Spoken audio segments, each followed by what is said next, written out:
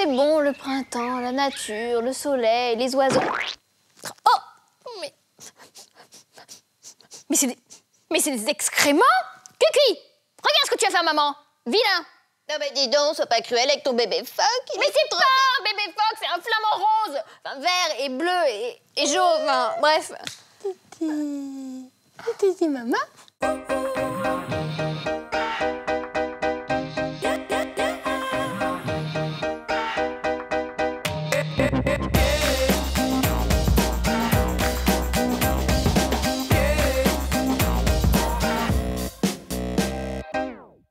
Bonjour les oiseaux, bonjour les imprimés fleurs, salut amis téléspectateurs, bienvenue dans ce nouveau numéro mode de votre émission Mode à la mode, à la vie, à la mode. Bon, je sais, ça fait beaucoup de mode, mais c'est normal, c'est le printemps. Et avec lui vient le soleil, les vêtements légers, les nouvelles collections en boutique. Alors on ramasse les manteaux en fourrure synthétique et on sort les jupettes à franges, les jeans troués et les escarpins qui laissent juste deviner le début des doigts de pied tellement sexy.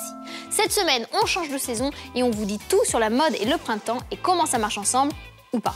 À la vie, à la mode du printemps, c'est maintenant sommaire. Au sommaire, à la vie à la mode spéciale printemps, toute la mode ensoleillée, la mode fleurie mais pas flétrie. Nous vous aiderons à faire un ménage de printemps dans votre garde-robe et en association avec le Daily Elle, Lorraine Bastide nous donnera son avis mode printanier. Les fleurs, c'est fini. Nous vous emmènerons à la rencontre de la maison française de l'imprimé fleuri, Léonard. Je suis certainement un des maîtres de l'imprimé français. Hugo Lopez nous présentera son objet culte de la semaine. Petite chaîne en or, petit poil qui dépasse, petite. Lunettes de soleil. Et Elisabeth Bost nous livrera la phrase culte de la semaine. À la vie à la mode spéciale, c'est le printemps, il était temps, c'est comme un lundi au soleil, ça fait chanter les Magnolia Forever et c'est maintenant. Et on commence cette émission avec le JT printanier de notre rédac-chef olé olé, Raphaël Simon. Cette semaine, elle nous a déniché le condensé floro-médiatique des infos sur la mode de ce début de printemps. Qui innove, que porter, ou regarder à travers vos lunettes de soleil au vert fumé? Tout de suite, quelques éléments de réponse avec le JT printanier d'À la vie à la mode du printemps.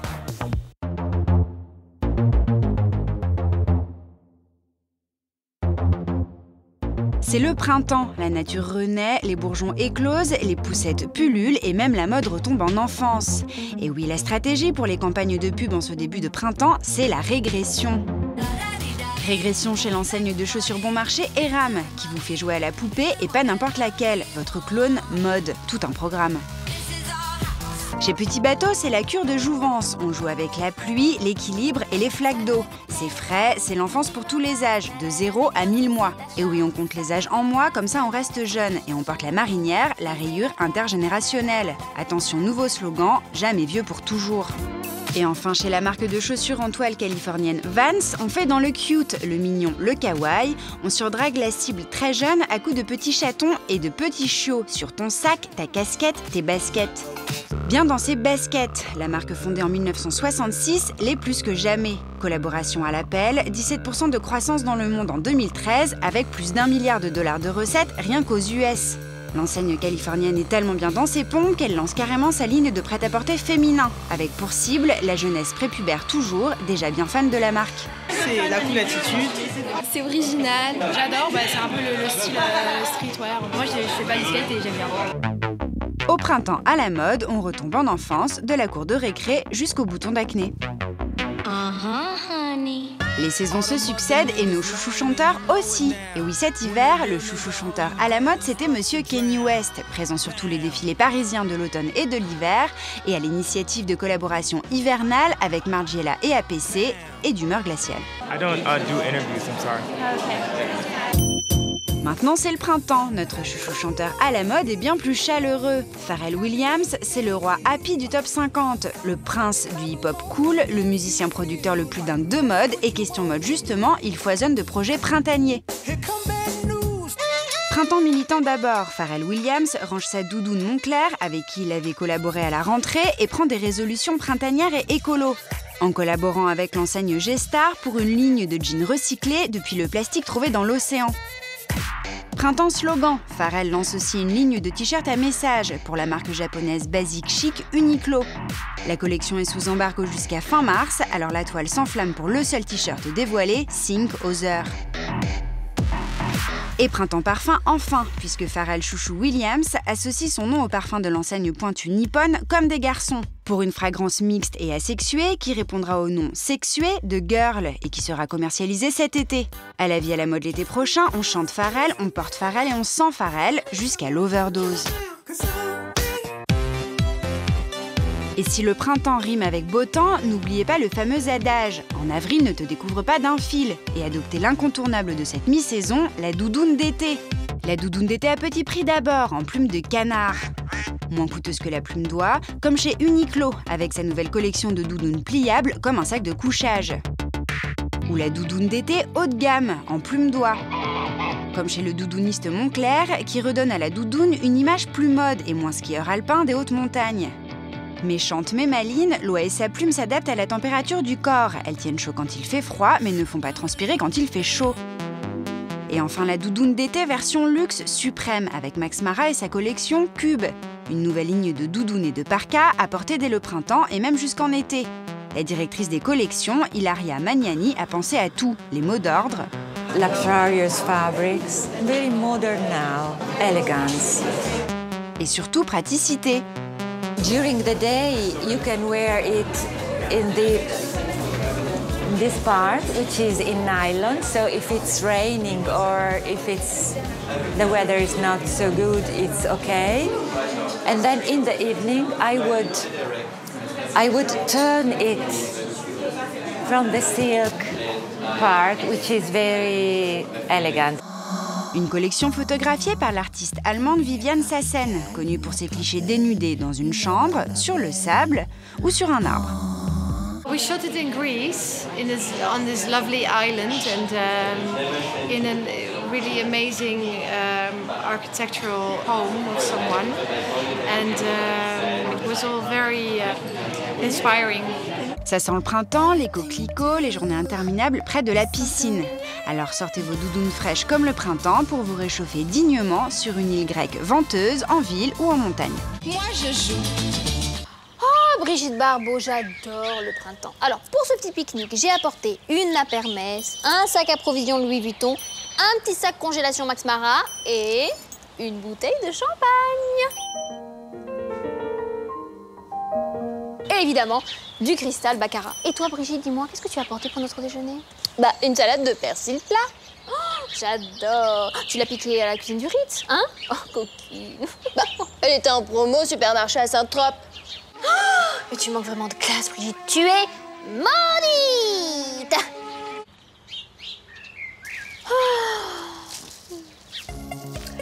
Il est l'heure de mettre les aiguilles de la mode à l'heure de la tendance. Faisons le point, décortiquons et voyons si les créateurs des grandes maisons méritent le chèque à 20 chiffres qu'ils touchent à la fin du mois. Qu'ont-ils prévu pour nous, simples mortels de la mode sortant de l'hiver, perdus dans la tendance printanière qui arrive et nous surprend? Vestimentairement, je veux dire? Hein? Que nous ont-ils dessiné? Qu'ont-ils imaginé? Qu'allons-nous copier, porter, nous arracher? Hein? Tout de suite, les tendances printanières des podiums dans la garde-robe de Raphaël Simon. Hein?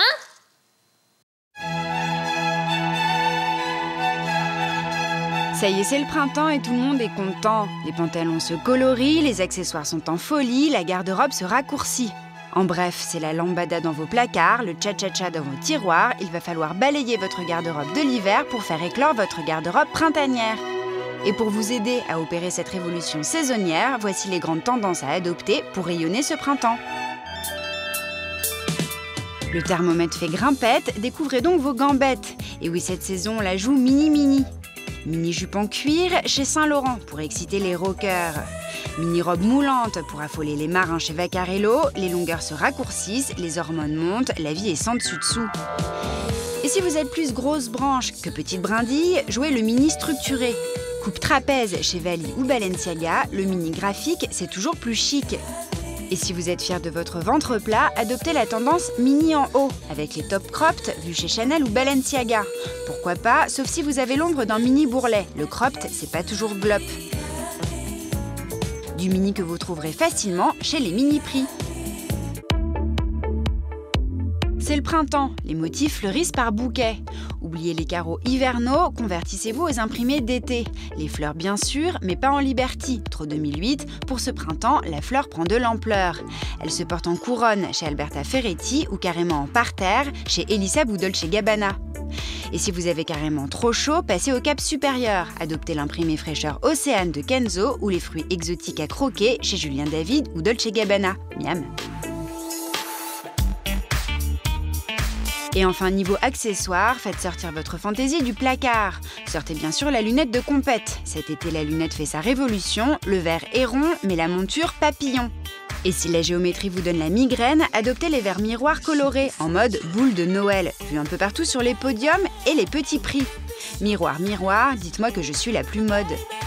Et bonne nouvelle pour les retraités canadiens, ce printemps, la casquette fait sa starlette. Coloniale chez Euro, elle est futuriste, plastique chic chez Galliano. Et enfin, bonne nouvelle pour vos pieds, cet été, la mode est à la sandale orthopédique.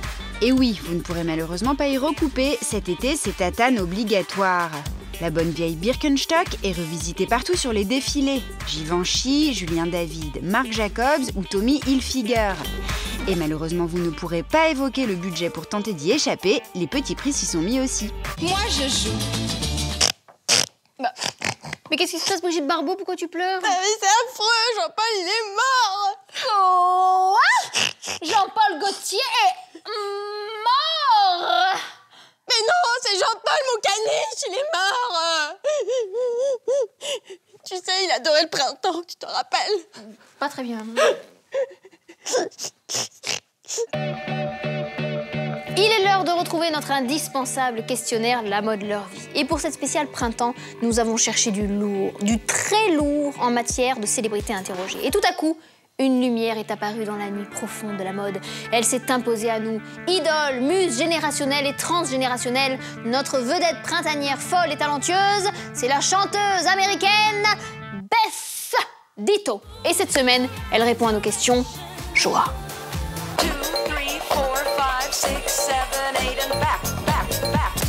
Cette semaine, c'est la très pressée Beth Ditto qui répond à notre questionnaire mode. Une Beth Ditto pressée mais polie.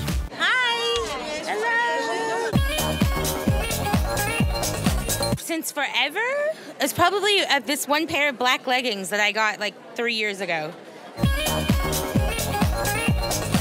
Oh, God. That's a hard Spanx? High heels. High heels. Moisturizing. Eating. Moi, je joue.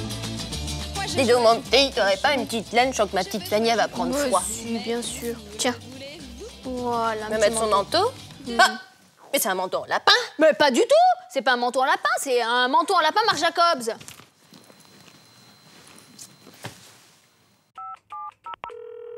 Non mais arrêtez, Lorraine, vous plaisantez. Non mais je suis pas sûre que vous puissiez vous permettre ça dans votre chronique. C'est hyper transgressif comme thème. Vous allez perdre nos téléspectateurs. Bon, réfléchissez, hein. Mais je trouve ça hyper osé. Je suis choquée. Oh, ça peut être tellement transgressif, la mode, parfois. La vie mode.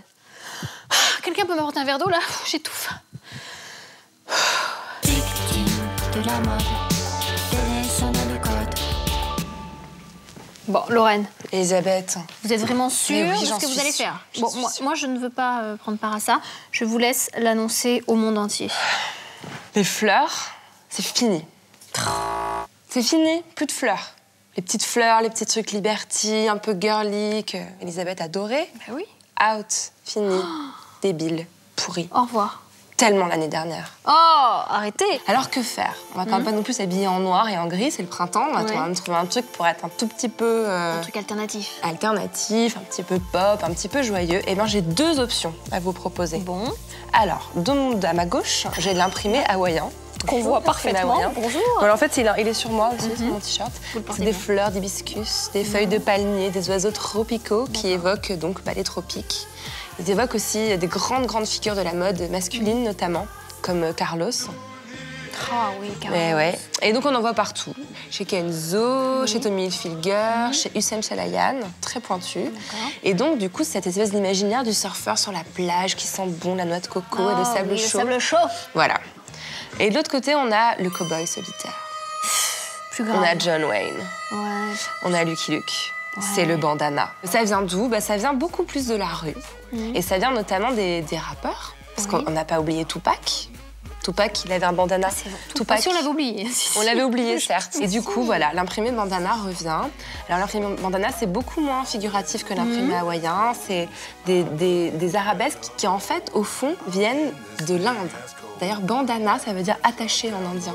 C'est beau, c'est beau. Le bandana, on peut le décliner sous toutes ses formes. On le trouve sous forme de petites chaussures comme ça, là, qui sont très à la mode cet été. Il y en a un imprimé bandana, sous forme de pantalon, sous forme de t-shirt. On peut le mettre en foulard, on peut le mettre absolument partout. Toutes les couleurs? Toutes les couleurs, surtout quand même le rouge et le bleu marine, qui sont les couleurs basiques, les basiques du bandana. C'est toujours mieux, les basiques, de toute façon. Bien sûr.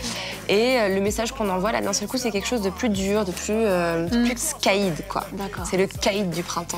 Et alors, j'ai une grande question. Mais vraiment un truc de fond.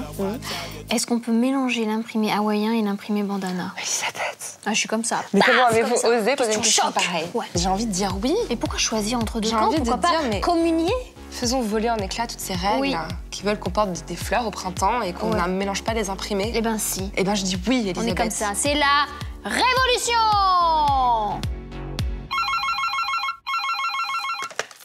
Oui, allô? Oui, bien sûr, ne quittez pas, je vous le passe. Tiens, Cucu, c'est ta mère. Mais reste pas trop longtemps, hein. Attention, portrait, enquête, investigation, action. La maison française Léonard, qui fait de la mode depuis 1958 et qui est célèbre pour ses imprimés printaniers et frais, voit opérer à sa tête une valse des directeurs artistiques depuis quelques saisons, après le départ de la créatrice belge Véronique Leroy en 2011. Aujourd'hui, c'est la très talentueuse Yikin Yin qui a repris le flambeau. Énorme pression. Raphaël Simon et Fanny Calert ont mis leur uniforme à fleurs de reporter printanière pour amener des images chocs des premiers pas de Yikin Yin à la tête de la création chez Léonard. Reportage.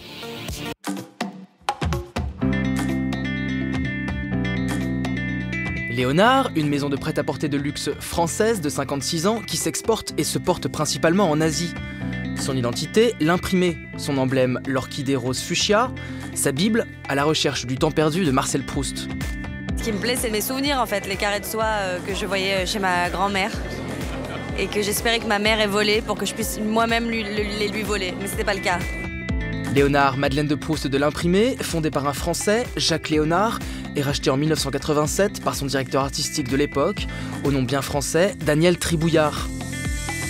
Je suis certainement un des maîtres de l'imprimé français. J'avais inventé et mis au point les pullovers de Fully Fashion. Aujourd'hui, on ne sait même plus ce que c'est. La maison Léonard connaît son âge d'or avec la folie de l'imprimé hippie psyché dans les années 70. Mais au fil des décennies, la mode de l'imprimé se fane et la maison Léonard perd de sa superbe. Après le départ de la créatrice belge Véronique Leroy, restée 10 ans chez Léonard, la maison peine à retrouver un successeur. Les créateurs saluent à la chaîne, ni la patte sexy de l'italien Raphaël Borriello, ni la fraîcheur du jeune chouchou prodige du moment, Maxime Simoins, n'arrivent à raviver l'imprimé fané. Et c'est quoi pour vous le bilan de votre expérience? C'est Léonard ou le mien? C'était assez intéressant. Justement, c'est toujours intéressant d'explorer des codes très définis et très dans l'univers de l'imprimé. Justement, ça permet une liberté au niveau des formes qui est très importante. Un one shot. Ah, un one shot. Combien de temps? 3 mois. Aujourd'hui, la maison Léonard se tourne vers une jeune créatrice de haute couture française. D'origine chinoise, Yiking est peut-être plus enclin à séduire le marché asiatique tant convoité par la maison. Mais Yiking, c'est aussi la caution jeune et branchée depuis qu'une de ses robes a été choisie par Audrey Tautou pour le Festival de Cannes en 2013. Sa haute couture cérébrale et technique est aujourd'hui sous pression. La créatrice n'a jusqu'à présent jamais fait d'imprimé et ce défilé Léonard est l'un des moments les plus attendus de la Fashion Week. C'est parce qu'elle n'avait pas fait d'imprimé que ça m'a plu. Il fallait que quelqu'un m'apporte la contradiction. Avec Yiking, j'ai pas eu de problème. Elle est aimablement contradictoire. Disons que ça pourrait être pris comme de la pression, mais ça peut aussi être considéré comme des respirations. Nous respirons quand le dernier modèle est passé. La plongée en apnée commence, les matières sont légères, les imprimés sont doux, délicats, raffinés, la technique est couture. Et délicieux paradoxe, la sobriété est reine, une sobriété couture donc. Une identité, une démarche, une dégaine cool, jeune, désinvolte, nonchalante. Je voulais vraiment injecter un souffle de jeunesse.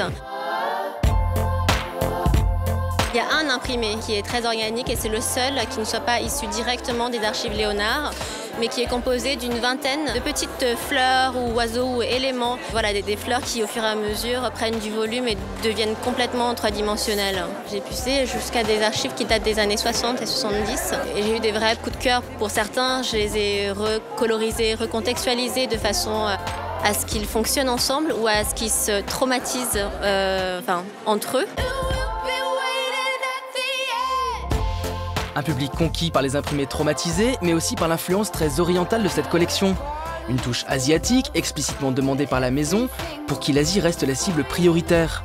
Déjà très présente au Japon, qui rassemble 100 des 125 boutiques Léonard, la griffe veut aujourd'hui s'étendre davantage sur le marché chinois, friand du luxe occidental. Séduire l'Orient, tout en modernisant l'imprimé héritage de la maison française, un double défi que semble avoir relevé la créatrice franco-chinoise haut la main. Moi je joue. Dis donc mon petit, t'aurais pas un petit canis sec? Mon petit Mich-Mich, il a fait sa petite crotte. Mais bien sûr que si. Bah, c'est un sac en piton. Il a pas honte, mon petit. Mais pas du tout, c'est pas un sac en piton, c'est un sac en piton Roberto Cavalli. Alors?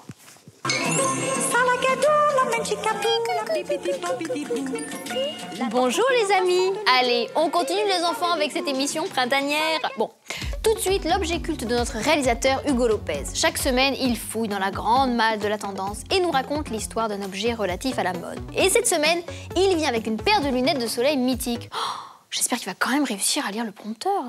Enfin, je veux dire, à trouver son chemin jusqu'ici, quoi. Oh, la gaffe, bon, ouais. Objet culte.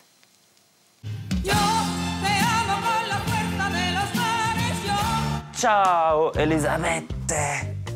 Pourquoi cet Bon, accent? vous avez vu mon look? C'est un look de bombasse italienne? Bah évidemment, petite chaîne en or, petit poil qui dépasse, Oh. petite Lunettes de soleil. persole. Persol. Pourquoi persol? Bah, à votre avis? Ah, je ne sais pas.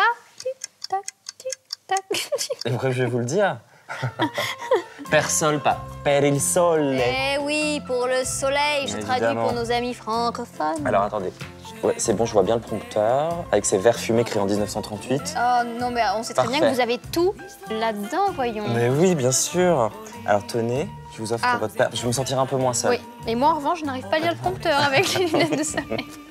Alors, 1917, Persol, son histoire Oui. commence avec Giuseppe Ratti, qui est un photographe italien qui vit à Turin. Et il décide de créer des lunettes pour les sportifs, ainsi que les aviateurs, puisqu'il est photographe de ce genre de discipline. D'accord. Et il s'est dit, les mecs, sur mes photos, ils ont tout le temps les yeux un peu fermés, j'en ai Ouais. marre. Je vais leur créer des lunettes de soleil C'était pour ça au avoir scotch, des belles... il s'est dit, tiens, Voilà, lunettes de soleil. petites lunettes de soleil. Mais la marque Persol naît vraiment en 1938, quand il crée un verre qui s'appelle le verre Protector, et qui est en fait un verre fumé. Il y a deux modèles iconiques de la marque Persol. Le 649, Oui. c'est celui qui ne se plie pas. C'est-à-dire Celui-ci. celui-ci. Et le modèle Ah oui, c'est 714, fascinant, ça. c'est le modèle qui se plie. Qui en portait? Il y a des stars en portaient ces lunettes. Ah bah évidemment, les stars en portaient. Celui qui a rendu très célèbre ce modèle-là, 714, c'est Steve McQueen dans les années 60. Le modèle que vous portez, vous, qui est le modèle 649, lui, est apparu en 1957. Voilà, et ça a été j'étais pas un née, je carton précise. énorme en Italie. D'accord. Et là, il y a plein de vedettes comme Greta Garbo qui en portaient également, ou Marcello Mastroianni, à qui j'ai voulu rendre hommage aujourd'hui. Oui, ça ne se voit pas. Bon, voilà, bon, aujourd'hui, Persol, marque mythique, objet culte. On n'est pas beau comme ça? On est très beau. Ça se voit pas du tout que vous êtes lifté. Vous êtes magnifique. C'est vrai, hein? Ouais. Bien fait. Je vous Très donnerai beau. l'adresse. Non, j'en ai pas besoin. Merci beaucoup. Un petit coup, là. Au revoir, Au Hugo revoir. Lopez. Ah, le printemps, c'est bien, mais ça ne dure que 3 mois. Alors qu'une phrase culte, eh ben, ça dure pour toujours. Hein, phrase culte.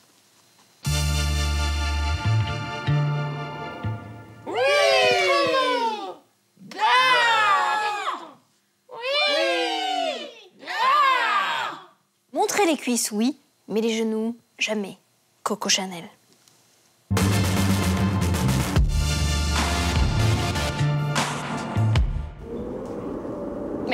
fait, on fait comment pour montrer ses cuisses sans montrer ses genoux? Hein? Non, parce que moi, je veux bien être cool, mais il faut arrêter de me prendre pour une... Enfin, tu vois ce que je veux dire? Une... Bon. Je vois pas. Toi non plus. Et voilà les coquins, ce numéro spécial d'À la vie à la mode consacré au printemps est terminé. Mais ne vous inquiétez pas, on se retrouve la semaine prochaine. Mais oui, magie des médias cool, vous êtes devant la seule émission de mode de 26 minutes hebdomadaire de la télé française. Et ne vous inquiétez pas, la semaine prochaine, j'aurai encore des choses à vous dire. Bah oui, la mode, ça ne s'arrête jamais, même dans les campings naturistes. À la semaine prochaine. Dites au revoir à tata Elisabeth. Tu voulais faire une petite bise, mon petit. Ah, et Kiki, bouge pas trop, Kiki, quand même, hein. Il est mort. Ah bah oui, il est mort. Il est mort. 80... Bah oui, il est empaillé, vous dites. Il est mort. Bon.